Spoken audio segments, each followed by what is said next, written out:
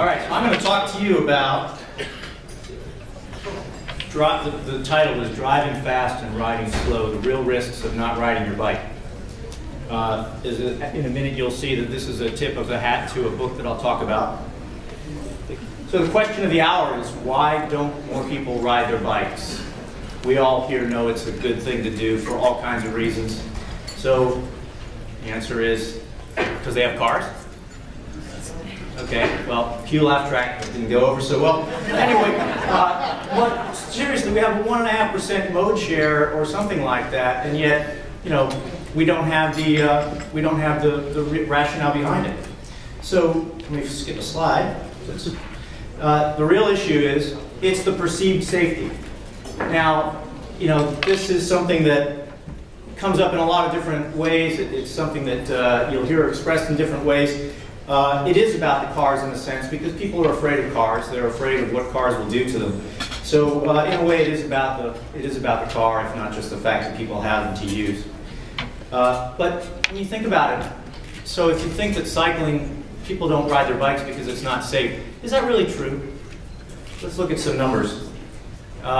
These are fatality rates per 1 million hours of exposure. Small planes shouldn't be a surprise, 15.6 million. Motorcycling, everybody knows that's crazy. Swimming, 1.07. Walking near traffic, 0.8. Life in general, 1.53. Bicycling, 0.41. And I have to tell you that this is the high end of the range that was listed on this website that I referred to, which is bicyclinglife.com. The actual range they gave was 0.26 to 0.41. Okay, what's missing from this slide? Driving? Driving. All right, I'm glad you asked. So, click. There we go. So let's look at this across different countries. Look at driving, the risk of driving versus cycling. In France, cycling is safer by that same measure. In these countries, Germany, Sweden, Switzerland, the Netherlands, it's about equal. In Australia, it's a little more dangerous, not a lot. In the United States, cycling is safer than driving on a per million hours of exposure basis by a factor of 2. Let that sink in for a second. Even in Britain, where cycling is considered to be more dangerous than driving, the same statistics behind these numbers suggest that you would have to ride your bike for 15,000 years to have a 50% chance of dying in a bike crash. 15,000 years. Another number that I've heard is that, that people in America have a 15 times greater likelihood of dying in a car crash than in a bike crash. These are interesting numbers. And yet, you look at all the talk that we have around safety, and safety is important, I'm not dismissing it, but okay, so what's going on with these numbers? Well, we also know that safety in numbers kicks in when we get more people on bikes, right? We've heard that a couple times already in some of these presentations. This is actually something that was not discovered just with bicycles, believe it or not. It used to be called Smead's Law, and it really refers to the effect that was demonstrated as more and more cars got on the road. Traffic fatalities per driver per million hours went down, though they're still extremely high. But by any objective measure, you can make the argument that cycling is safe. Now, I want 0 fatalities. I'm not here to say the battle is won. I'm going to address this from a different angle, and you'll see where I'm getting at. So what the heck is going on here if we have these objective measures that suggest that cycling is safe? What's the disconnect in our perception? Why is it that when the British Medical Society comes out with a study that says that the inherent benefits of riding a bike outweigh the risks by 77 to 1, nonetheless, the biggest obstacle in most people's minds to riding their bike is safety? Something is going on here. So let's talk about it. Meet these two gentlemen who are very distinguished in their fields. Daniel Kahneman, Nobel Prize winning behavioral economist. Nicholas Talib, author of a book called The Black Swan, you may have heard of. Let's talk first about Kahneman. Kahneman is sort of the father of behavioral economics. We're going to get a little wonky here. He won a Nobel Prize, so he's got something going on. He posits that we have two basic systems that we operate in our daily lives. We operate system 1, which is our gut feel. He calls those heuristics. Those are shortcuts that your brain uses. System 2 is your analytical system. That's when you sit down and actually carefully consider things. Now, I had read Kahneman, but I hadn't read Talib. When I read Talib, who, by the way, is a road biker, and by the way, is also, he comes at this from the financial side. He's a trader. He trades against hedge funds and wins. He cleans their clock. He's become filthy rich by understanding probability and risk better than anybody else in the business. So if he ever offers to play poker, don't take him up on it. The book Fooled by Randomness referred to Kahneman, and that's how I made this connection.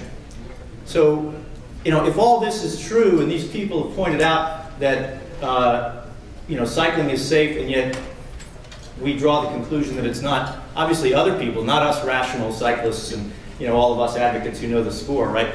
Other people are stupid, or they'd be riding their bikes, wouldn't they? Yeah. I mean, why not?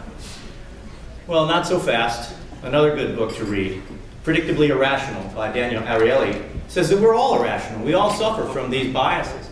And in fact, they have names. Now, if you don't believe me that we're all equally subject to these biases, real quick brain teaser here. Ever heard of the Monty Hall problem? Monty Hall, let's make a deal? Okay, run through this quickly. Monty Hall has you on the show. There are 3 doors. Behind one of the doors is a shiny new bicycle. Behind the other 2 doors are goats.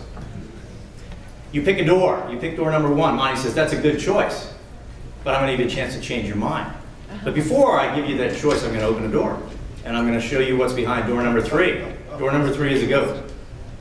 Now he gives you the choice. Do you stick with your choice, or do you switch? No. For show of hands, how many stick? Okay, I'd say that's at least half. This is a smart crowd. That's probably good. Well, guess what? The answer is that in that particular case, there is a 2/3 better chance of winning if you switch.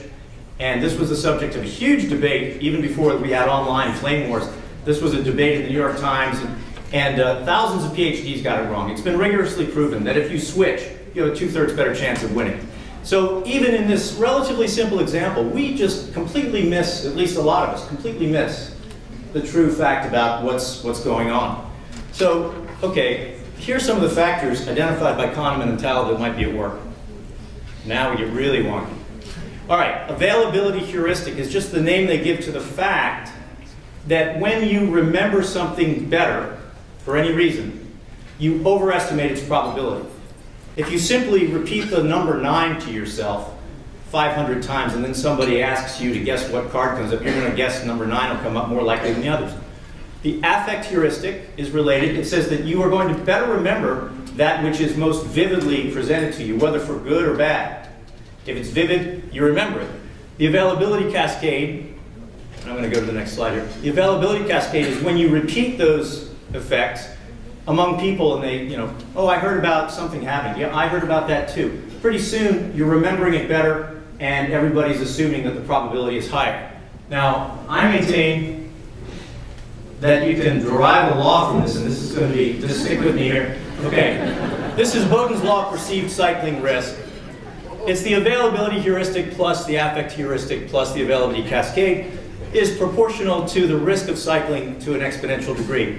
So, you know, it makes a lot of sense, right? Well, guess what?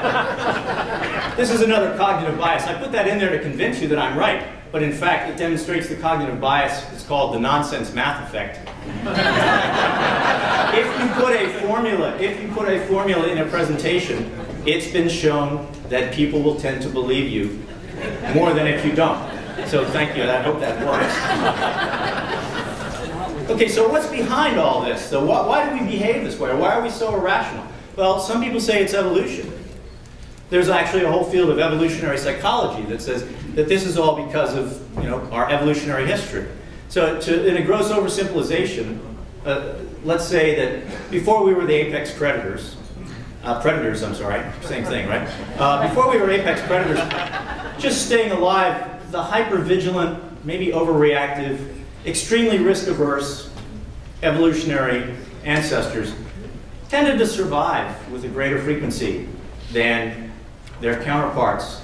Maybe because that vivid sense, reminiscence of seeing their loved ones torn apart by hyenas did something to their brains.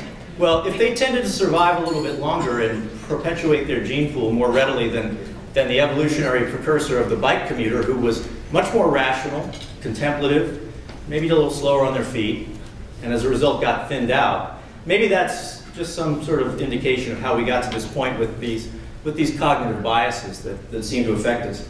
And you know, this problem seems to have persisted well into the 20th century, even in sub-Saharan Africa and on the subcontinent of Asia, at least until the introduction of the Raleigh DL1, which prompted an evolutionary response of its own.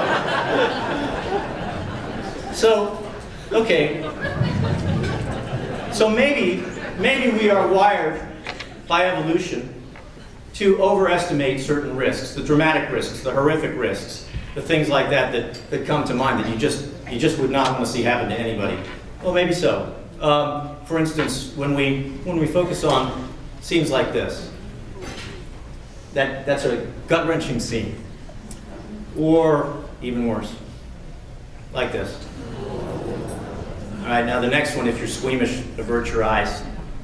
But what about this? The invisible bike crash.